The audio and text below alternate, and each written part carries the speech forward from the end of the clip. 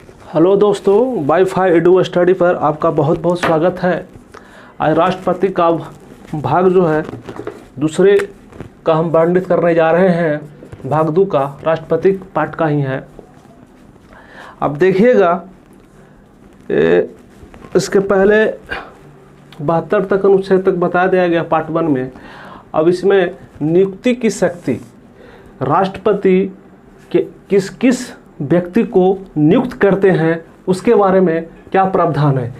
नियुक्ति, प्रधानमंत्री का नियुक्ति, एमआई माने मिनिस्टर की नियुक्ति, सीएजी, कैग का होता है comptroller and auditor general of India, जिसको नियंत्रक महालेखाकार कहते हैं, जिसको नियंत्रक एवं महालेखा परीक्षक कहते हैं।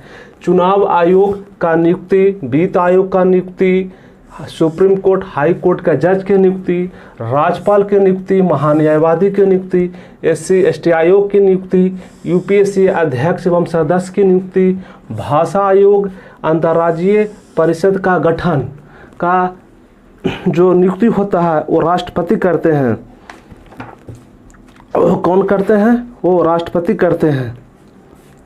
अनुसूचित क्षेत्र अगर भी घोषित करना हो तो राष्ट्रपति ही कर सकते हैं कि कौन सा क्षेत्र जो है अनुसूचित क्षेत्र के रूप में घोषित किया जाए। इसके लिए प्रावधान जो है राष्ट्रपति ही करते हैं। पिछड़ा वर्ग का आयोग का भी जो है सदस्य एवं अध्यक्ष का नियुक्ति राष्ट्रपति करते हैं। देखिए, प्रधानमंत्री का नियुक्ति होता है। प्रश्न में पूछ दिया जाता है कि भारत का प्रधानमंत्री को क्या किया जाता है। ऑप्शन में रहेगा नियुक्ति, चयन करना, मनोनीत करना। तो इसका आंसर होगा नियुक्ति करना।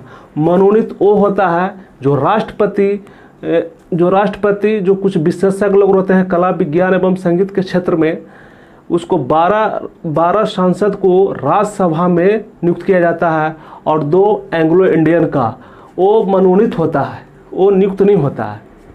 तो नियुक्ति के ध्यान दीजिएगा कि प्रधानमंत्री, मिनिस्टर, कैग, चुनाव आयोग को क्या होता है? नियुक्ति होता है।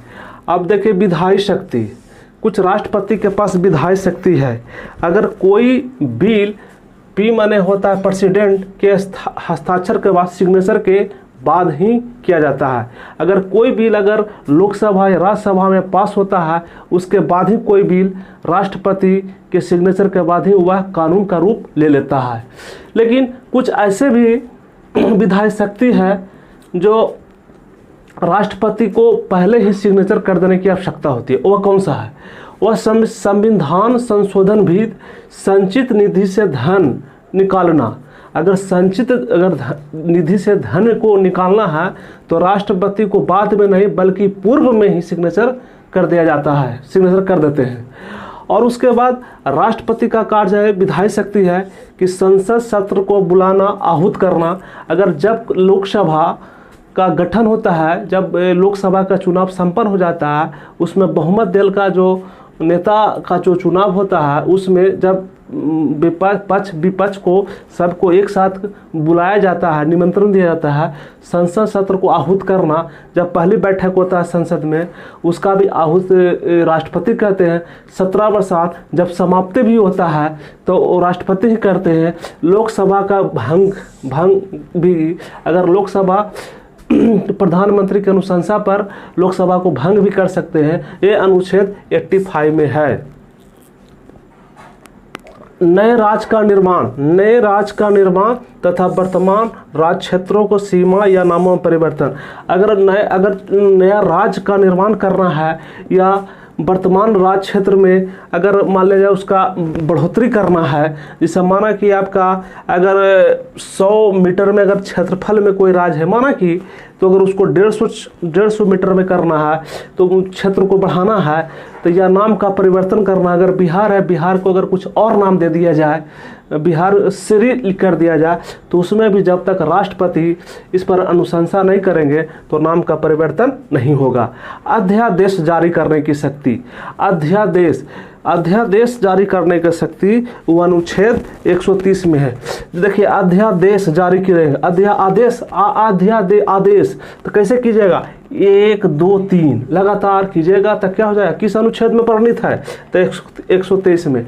अध्यादेश जारी करने की शक्ति किस अनुच्छेद में है, तो 130। तो अध्यादेश क्या कीजिएगा, एकदम कंटिन्यू क्या कीजिएगा, बढ़ते रहिएगा। तो 1 2 3, तो 1 2 3 क्या हो गया, अध्यादेश जारी करने की शक्ति। अब कुछ है वित्तीय शक्ति, कुछ है क्या, वित्तीय शक्ति। वित्तीय शक्ति में धन विधेयक पर, पी माने प्रेसिडेंट होता है, शॉर्टकट लिख दिए हैं, धन विधेयक पर प्रेसिडेंट की सहमति पूर्व में हो। अगर लोकसभा में अगर धन विधेयक हो अगर लाया जाता है तो उसके पहले राष्ट्रपति की सहमति अनिवार्य है। जब तक राष्ट्रपति का सहमति अनिवार्य नहीं होगा तब तक वो धन विधेयक पारित नहीं होगा। आकस्मिक निधि, आकस्मिक नीति का जो नियंत्रण होता है, एक दो निधि होता है, एक संचित निधि, एक आकस्मिक निधि। संचित निधि अनुच्छेद 266 में वर्णित है, आकस्मिक निधि अनुच्छेद 267 में वर्णित है। इस पर आकस्मिक निधि का जो नियंत्रण होता है वो माननीय राष्ट्रपति महोदय के पास होता है। वो पूरे निधि का पूरा कंट्रोल उन्हीं के कहने पर आप या किसी को दे सकते हैं या किसी को मंत्रालय या किसी को भी दे सकते हैं। नियंत्रण उन्हीं का नियंत्रण है, राष्ट्रपति का नियंत्रण होता है। प्रत्येक वर्ष अनुच्छेद 112 के तहत वित्तीय विवरण संसद में प्रस्तुत किया जाता है। एक चीज़ बात है, अगर बजट का जो प्रावधान है वो भी 112 में ही है। बजट का जो प्रावधान है 112 में है और प्रत्येक वर्ष जो है अनुच्छेद 112 के तहत वित्तीय विवरण, मतलब प्रत्येक वर्ष में कितना बजट है वो संसद में प्रस्तुत करने के लिए कहते हैं कि आप संसद में इसको प्रस्तुत किया जाए बजट। अब तीसरा है न्यायिक शक्ति। न्यायिक शक्ति है क्षमादान की शक्ति। अगर किसी व्यक्ति को, इसको कल चर्चा कर दी है 72 का, अगर किसी व्यक्ति को सजा हो गया, उसको लघु करना या माफ़ करना या माफ़ नहीं करना, ये अनुच्छेद 72 में है। तो आप अगर किसी व्यक्ति को सजा हो गया है तो कैसे कीजिएगा, दोनों हाथ जोड़ के राष्ट्रपति को कहेगा मत सताइए सर, मत सताइए, छोड़ दीजिए, सताइए, से 7 और 2 दोनों हाथ जोड़ के 72। तो क्षमादान की शक्ति किसके पास है, राष्ट्रपति के पास है। तो राष्ट्रपति के पास हाथ जोड़ कर आ जाइएगा तब ना आपको माफ़ करेंगे। तो कहिएगा बहुत कष्ट हो रहा, मत सताइए, हमको छोड़ दीजिए। तो सताइए, 7 और 2 दोनों हाथ जोड़कर। अनुच्छेद 143 के तहत सुप्रीम कोर्ट में 143 के तहत सुप्रीम कोर्ट से सार्वजनिक महत्व के प्रश्न पर परामर्श ले सकता है, लेकिन मानने के लिए वो वाद नहीं है। वो किस अनुच्छेद के तहत, 143 के तहत सुप्रीम कोर्ट से सार्वजनिक महत्व के प्रश्न पर परामर्श ले सकता है, लेकिन मानने के लिए वाद नहीं है। हाई कोर्ट, सुप्रीम कोर्ट की जजों की नियुक्ति भी राष्ट्रपति ही करते हैं।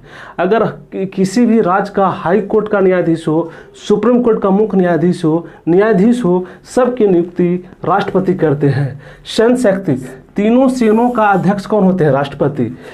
तीनों सेना का अध्यक्ष जो होते हैं वो राष्ट्रपति होते हैं। गृह या युद्ध की शांति कर रहे हैं, अगर एक देश से दूसरे देश में अगर युद्ध होना है, जब तक राष्ट्रपति का सहमति नहीं होगा वो युद्ध नहीं हो सकता है। और शांति की अगर घोषणा जब तक राष्ट्रपति नहीं करेंगे तो शांति की घोषणा नहीं हो सकता है। का अधिकार भी उन्हीं के पास है, राष्ट्रपति के पास है। और 5वां आपात शक्ति, हमारे देश में 3 आपात शक्ति का वर्णन किया गया है, 352, 356, 360। 352 राष्ट्रीय 52 जहाँ रहेगा, देखिए मतलब हम पढ़ाने के दृष्टिकोण से कर रहे हैं, कोई जातिगत हम बात नहीं बोल रहे हैं। 52 रहेगा वहाँ तो आपात आ ही जाएगा, राष्ट्रीय आपात ला ही देगा भाई। अपना थोड़ा इंटेलेक्चुअल माइंड के लोग होते हैं, लोग कहते हैं हमको याद कर, मतलब रटने के लिए हम बोल रहे हैं कि किसी तरह आप याद कर लीजिए, आपको याद हो जाए, एग्जाम में पास हो जाए, बाकी सब ठीक है। सब वो भी मेरे भाई हैं, वो भी मेरे दोस्त हैं, ठीक है। तो 352 352 अगर मिल जाएंगे तो क्या होगा, राष्ट्रीय आपात हो जाएगा। 3 आपात, आ से आपात, तो 352 भाई मिल जाएंगे तो क्या कर देंगे, राष्ट्रीय आपात ला देंगे। तो आप समझिए, आप तीन आपातकालीन कौन कौन सा है, कब कब लगाया गया है भारत देश में, तो 1962 में चीन युद्ध में, 1971 में पाकिस्तान भारत का युद्ध हुआ था, 1975 में आंतरिक अशांति के कारण कांग्रेस के कार्यकाल में उस समय जयप्रकाश नारायण सर्वोदय एक संगठन का उदय हुआ था, उसी का नेतृत्व कर रहे थे 1975 में। तो उस समय देश में एक आंतरिक अशांति के कारण क्या हुआ था, राष्ट्रीय आपातकाल लगाया गया था। अब है अनुच्छेद 356। 356 में राज्य में राष्ट्रपति शासन, अगर कोई किसी भी राज्य में संवैधानिक तंत्र विफल हो गया है या किसी भी विधानसभा चुनाव में बहुमत दल का नेता का पूर्ण बहुमत न आया हो और बहुमत साबित करने में असफल हो गया है, उस समय राज्यपाल स्वविवेक से राष्ट्रपति को ये संदेश देता है कि इस राज्य में राष्ट्रपति शासन लगना चाहिए। तो राष्ट्रपति किस अनुच्छेद का दायरा है, 356। तो 356 जिसका 56 इंच का इंच होगा वही ना राष्ट्रपति शासन लगाएगा। जम्मू कश्मीर में 56 इंच वाला ना राष्ट्रपति शासन लगाए हुए हैं जी। तो तीन वो कौन कौन हुआ, 56 इंच वाला क्या करेंगे, राष्ट्रपति शासन भी लगा देंगे भाई, बहुत कड़क मिजाज के हैं। और राष्ट्रपति शासन कब तक लगता है, 6 माह के। लेकिन अगर इसको फिर से संसद के द्वारा अगर इस पर अनुशंसा किया जाए तो 6 माह के लिए और बढ़ाया जा सकता है। लेकिन पहले जिस समय संविधान था उस समय 2 माह के लिए था, लेकिन बाद में 6 माह कर दिया गया। लेकिन फिर इसको फिर अगर दोनों सदन, राज्यसभा लोकसभा अगर दोनों सहमति हो जाए तो फिर 6 माह के लिए राष्ट्रपति शासन उस राज्य में बढ़ाया जा सकता है। 360 वित्तीय आपात। 360 में जो है वित्तीय आपात का वर्णन है, 60 3 दूनी 60 0। तो वित्तीय आपात 60 वर्ष जब आयु हो जाता है तो 60 के बाद भारत सरकार, बिहार सरकार क्या करता है, पेंशन देने का व्यवस्था करता है कि भाई उसको वित्तीय आपात जो है बहुत कष्ट में है, उसको क्या करना चाहिए, उसको कुछ सहयोग मिलना चाहिए। तो वित्तीय 60 वर्ष के बाद क्या मिलता है, पेंशन मिलता है, तो कुछ पैसा मिलता है, तो उसको मतलब एक प्रकार से वित्तीय आपात आ जाता है। लेकिन भारत में एक बार भी वित्तीय आपात नहीं लगा है, बड़ी ना किसी स्टेट में लगा ना देश में लगा। ये बहुत खुशखबरी की बात है और अच्छी बात है। बिट्टो शक्ति भी राष्ट्रपति के पास है। प्रथम प्रयोग भारतीय डाक संविधान संशोधन विधेयक के तहत किया गया है। उस समय जो राष्ट्रपति पूछ दिया गया है कि जिस समय बिट्टो लगा था जिस समय बिट्टो शक्ति का प्रयोग किया गया, प्रथम प्रयोग वो भारतीय डाक संविधान संशोधन विधेयक पर लाया गया। उस समय राष्ट्रपति कौन थे, तो उस समय ज्ञानी जैल सिंह थे। ऐसा बिट्टो पावर होता है कि अगर राष्ट्रपति चाहे तो इसको अपने मन मर्जी के मुताबिक जब तक वो सिग्नेचर नहीं करेंगे तब तक वो बिल अटका रहेगा। और लेकिन उसको 24वें संविधान संशोधन 1971 में क्या किया गया, स्वीकृति देने के लिए बाध्यकारी बना दिया गया। पहले क्या था, बाध्यकारी नहीं था स्वीकृति के, जब तक हुआ पड़ा हुआ है, साल 2 साल तक वो फाइल विधेयक पड़ा हुआ, पास नहीं हुआ। लेकिन फिर उसके बाद 24वें संविधान संशोधन 1971 में स्वीकृति देने के लिए बाध्य बना दिया गया है कि आपको जिस बिल को है उसको स्वीकृति देना अनिवार्य है। स्वविवेक की शक्ति, राष्ट्रपति का स्वविवेक की शक्ति है। जब लोकसभा का चुनाव संपन्न हो जाता है तो उसमें किसी भी बहुमत दल का पूर्ण बहुमत नहीं प्राप्त होता है, किसी भी दल का, तो उसके लिए स्वविवेक की शक्ति प्राप्त होती है कि किस पार्टी को निमंत्रण दिया जाए सरकार को चयनित करने के लिए, बनाने के लिए, उसके अनुसार कि किस पार्टी में इतना इम्पावर है, पोटेंशियल है कि वो सरकार बना दे। उस समय स्वविवेक की शक्ति प्रदान है। अब कुछ महत्वपूर्ण तथ्य है जिसके बारे में हम वर्णित करेंगे। अब देखिए,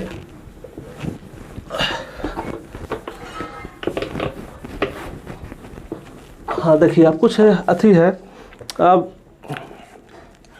कुछ इम्पोर्टेंट महत्वपूर्ण तथ्य है कि अब राष्ट्रपति के बारे में, भारत में कौन सा ऐसा राष्ट्रपति हुए जो 2 बार राष्ट्रपति क्या हुए, चुना गया है।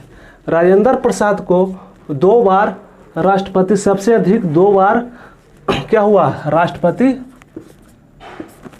नियुक्त किया गया है, चुने गया है। और राष्ट्रपति का जो वेतन है 5 लाख है। राष्ट्रपति का वेतन 5 लाख रुपया अभी तत्काल में है, 5 लाख प्रतिमाह कर दिया गया। संसद सदस्य का मनोनयन का अधिकार राष्ट्रपति को है। संसद सदस्य का मनोनयन करने का अधिकार है। हाँ, संसद सदस्य को मनोनयन करने का, ये अनुच्छेद 331 में है। 331 के तहत दो एंग्लो व्यक्ति को मनोनयन, देखिए अब 2 एंग्लो इंडियन को क्या किया था, मनोनयन। अब यहाँ प्रधानमंत्री को क्या कह रहे थे, नियुक्ति। देखिए कितना अंतर है, प्रधानमंत्री को नियुक्ति हो रहा था, मंत्री को नियुक्ति हो रहा था, CAG को नियुक्ति हो रहा था, लेकिन 2 एंग्लो इंडियन को जो दो एंग्लो इंडियन जो लोकसभा में चुना जाता है, मनोनयन किया जाता है, वो राष्ट्रपति करते हैं अनुच्छेद 331 के तहत। अब देखिए उस दूसरा नेक्स्ट पॉइंट, और अनुच्छेद 80 के तहत 12 सांसद को राज्यसभा के लिए क्या करते हैं, मनोनीत ही करते हैं। क्या करते हैं, सामाजिक कार्यों के लिए जो कला, साहित्य, पत्रकारिता और विज्ञान साहित्य कार्यों में पर्याप्त अनुभव है, उनको क्या करते हैं, उसको मनोनीत करते हैं। और देखिए डॉक्टर राधाकृष्णन, हाँ देखिए डॉक्टर राधाकृष्णन लगातार 2 बार उपराष्ट्रपति तथा 1 राष्ट्रपति रहे। डॉक्टर राधाकृष्णन जो हैं, राधाकृष्णन 2 बार प्रेसिडेंट रहे, 2 बार वाइस प्रेसिडेंट रहे। ये कैसे राष्ट्रपति हुए जो एक बार रहे, सॉरी, यानी 2 बार राष्ट्रपति और 1 बार प्रेसिडेंट। 1 बार प्रेसिडेंट उनको बना दिया गया है और 2 बार उपराष्ट्रपति। केवल बीबी गिरी निर्वाचन के समय में दूसरे चक्र की मतगणना करनी पड़ी थी। देखिए बीबी गिरी जब का जो चयनित हुआ था बीबी गिरी का, तो बीबी गिरी के समय फर्स्ट राउंड में नहीं बल्कि दूसरे राउंड में निर्वाचित हुआ था। इनको कुछ 50.3 या कुछ वोट मिला था बीबी गिरी। तो दूसरे क्या है, निर्वाचन के समय बीबी गिरी निर्वाचन में दूसरे चक्र के मतगणना करनी पड़ी थी, तब उनको है। तो दूसरे चक्र में, प्रथम में तो गिर ही गए थे, तो दूसरे में ना चक्र के मतगणना हुआ तो गिरी जी राष्ट्रपति बन गए, है ना। प्रथम निर्विरोध राष्ट्रपति चुने जाने वाले कौन है, नीलम संजीव रेड्डी। नीलम संजीव रेड्डी ऐसे एक राष्ट्रपति हुए जो निर्विरोध राष्ट्रपति हुए और सबसे कम उम्र के थे। सबसे कम उम्र के राष्ट्रपति बनने वाले कौन, नीलम संजीव रेड्डी। और राष्ट्रपति का जो वेतन होता है, राष्ट्रपति का जो वेतन उस संचित निधि से दिया जाता है। संचित निधि, राष्ट्रपति का वेतन किस निधि से दिया जाता है, संचित निधि से दिया जाता है, निधि से प्रदान किया जाता है। महाभियोग किसी भी सदन में हो सकता है, उसका 1/4 सदस्य का हस्ताक्षर होना जरूरी है। महाभियोग जो है क्या, महाभियोग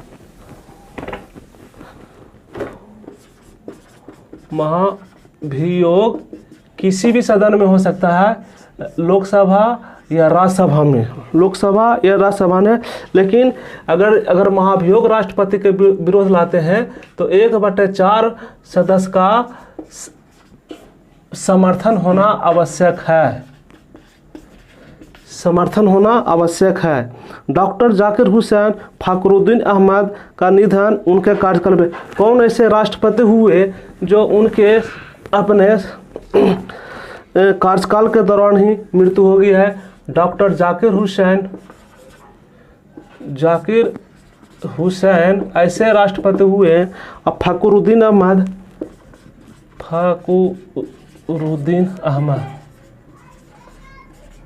दोनों ऐसे राष्ट्रपति हुए, दोनों का मृत्यु अपने कार्यकाल के दौरान ही हो गया था। ज़्यादा फड़फड़ाइएगा तो क्या हो जाएगा, मृत्यु भी ना हो जाएगा। जाकर फड़फड़ाइएगा, पंख से फड़फड़ाइएगा, फखरुद्दीन होइएगा तो क्या हो जाएगा, आपको मृत्यु हो जाएगा। तो दोनों का मृत्यु कैसे हो गया, अपने कार्यकाल में ही हो गया। और एक बहुत इम्पोर्टेंट क्वेश्चन है, ऐसे भी राष्ट्रपति के कार्यभार संभाले हैं, है ना। ऐसे एक राष्ट्रपति हुए हैं, प्रथम न्यायाधीश हुए हैं एम हिदायतुल्लाह।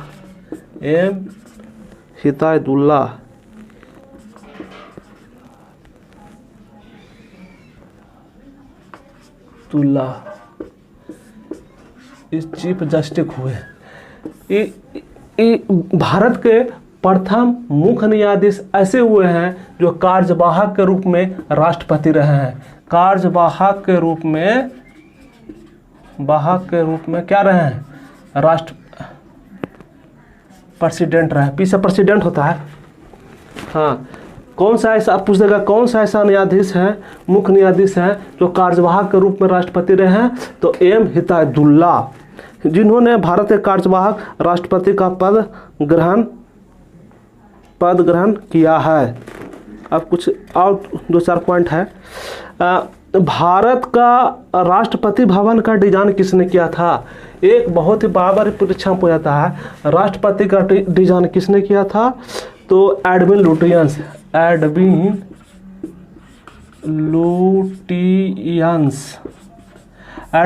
भारत का राष्ट्रपति भवन का जो निर्माण किए थे, है ना, डिजाइन जो बनाए थे, किसने किए थे? और एडविन लुटियंस ने। और 1950 ईस्वी तक इसे वायसराय हाउस कहा जाता है। वायसराय हाउस 1950 तक जो था राष्ट्रपति भवन, उसे वायसराय हाउस कहते थे।